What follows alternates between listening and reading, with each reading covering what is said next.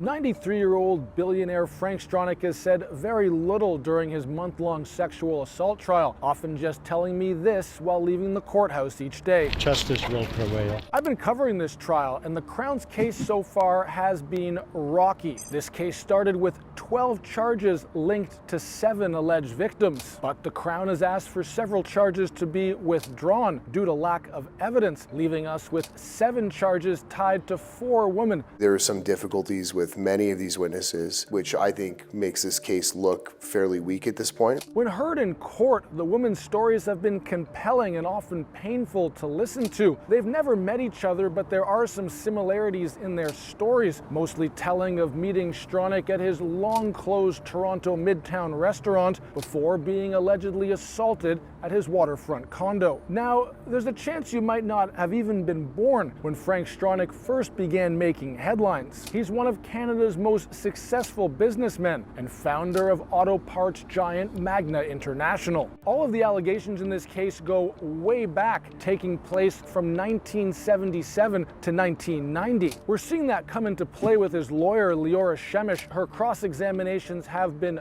blistering, often exposing lapses in memory and going after witnesses' credibility. Shemish is forensically taking apart the case. Other lawyers have told me that historical cases like this one are always a challenge. At no point during a sexual assault is the complainant thinking, I'm going to be cross-examined on this someday, I better remember this point and that point. So, what's next? A couple of things to watch. The defense has filed what's known as an abuse of process motion, alleging that the Crown coached witnesses when preparing for this case. That's not allowed and could spell trouble for the Crown's case. The most extreme remedy, it would be a stay of proceedings, which in effect is the court dismissing the charges. There's also one other major thing looming. As the defense presents its case, will Stronach testify in his own defense?